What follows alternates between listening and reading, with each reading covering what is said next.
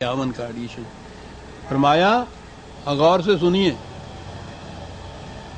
تے مل گئے لاؤ جنہوں ملنا گلنا ہے گا جی.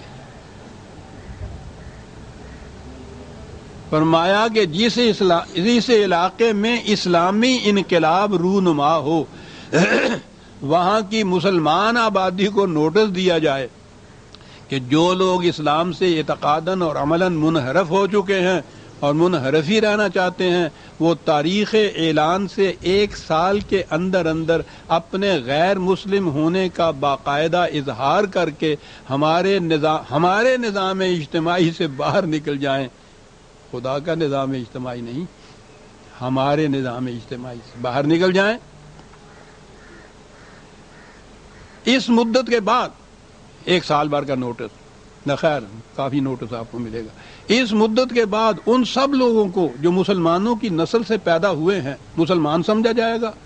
تمام قوانین اسلامی ان پر نافذ کیے جائیں گے. فرائض و واجبات دینی کے التزام پر انہیں مجبور کیا جائے گا. اور پھر جو کوئی دائرہ اسلام سے باہر قدم رکھے گا اسے قتل کر دیا جائے گا.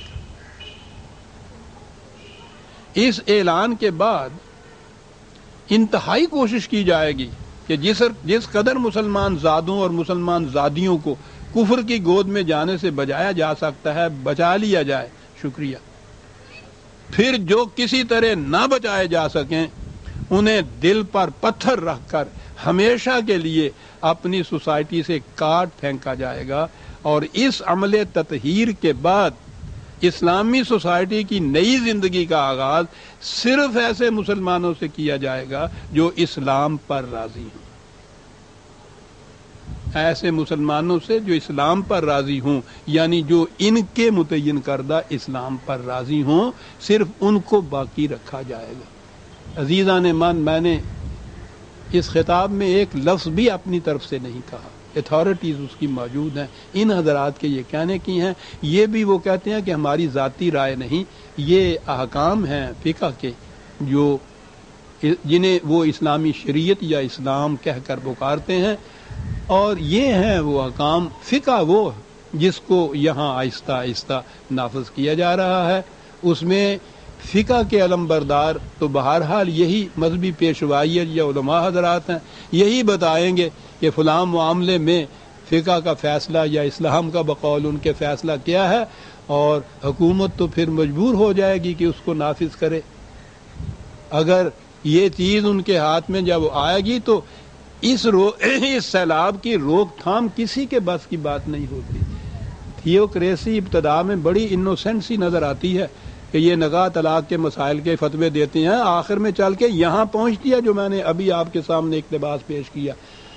اس کی روک تھام تو پھر کسی حکومت کے بس کی بھی بات نہیں رہا کرتی.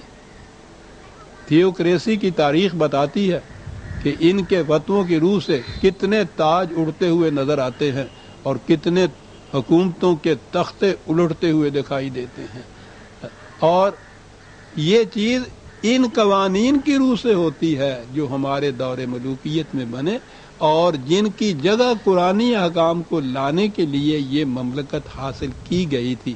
تو اس کے بعد احباب خود سوچ لیں جو میں نے عرض کیا تھا کہ انتظار تھا جس کا، یہ وہ سحر تو نہیں. اس کے جو معنی ہیں وہ آپ جانتے ہیں. وہ سحر تھی جو قرآن کریم نے پیش، جس کی نمود صدر اول نبی اکرم صلی اللہ علیہ وسلم اور والذین معہ رضی اللہ عنہم مقدس ہاتھوں سے نمودار ہوئی. وہ ایسی سحر نمودار ہوئی کہ ساری دنیا کی تاریکیاں چھٹ گئی تھی. اس کے بعد ساری اجالا ہی اجالا تھا. پھر جو تاریک رات ہماری آئی ہے، چلی آ رہی ہے اس وقت تک. زمانے کے تقاضوں سے کچھ امکان پیدا ہوا تھا کہ جیسا ابلیس نے کہا تھا کہ مجھے ڈر ہے کہ ہو نہ جائے آشکارا شرع پیغمبر کہیں.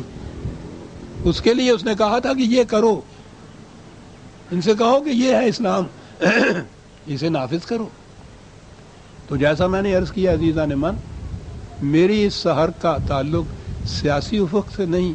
اسلام، اور اسلام بھی میں غیر متعین نہیں کہتا، وہ اسلام کے جو قرآن کریم کے حدود کے اندر ابدی طور پر محفوظ اور مندرج رکھا گیا ہے اور جس کی روشنی میں اسلامی مملکت یاد رکھیے، اسلامی مملکت وہ ہوتی ہے جو پہلے اعلان کرے کہ ہمارا ہر فیصلہ، ہر قانون، ہر روش قرآن کریم کی حدود کے اندر رہتے ہوئے ہوگا، اور اس کا عملی نشان یہ ہوتا ہے جو حضور نے فرمایا کہ اس میں رات کو کوئی فرد بھوکا نہیں سوتا، اور کوئی فرد سے مراد کوئی انسان ہی نہیں، حضرت عمر رضی اللہ تعالیٰ عنہ جن کے عہد میں یہ نظام اپنی تکمیل تک پہنچا تھا، نظام ربوبیت، انہوں نے تو فرمایا تھا کہ اگر دجلہ کے کنارے ایک کتا بھی بھوک سے مر گیا تو اس کی باز پرس بھی عمر سے ہوگی۔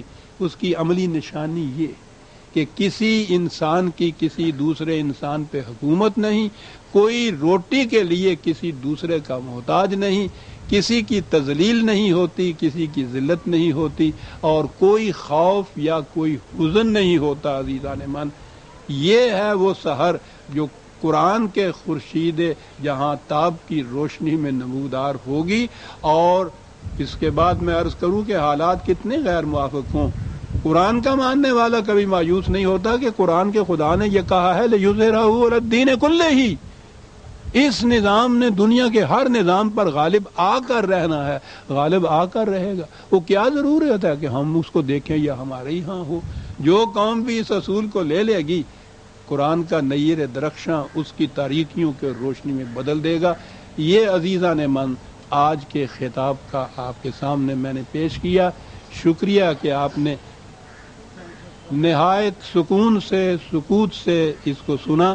سنیے ہی نہیں جو میں نے عرض کیا ہے، پیمفلٹ شائع ہے، مجھے ابھی آپ نے فرمایا ہے مینیجر صاحب نے کہ اسی خطاب کا جو پیمفلٹ شائع انہوں نے کیا ہے تو وہ چھپ کر آ گیا ہے، باہر سٹال سے یہ مل جائے گا، لیجئے وہ اتھارٹی اور وہ سند جو میں کہہ رہا تھا وہ بھی آپ کے ہاتھ میں آ جائے گی۔ اللہ تعالیٰ آپ کو خوش رکھے۔ ربنا تقبل منا انک انت السمیع العلیم۔ شکریہ۔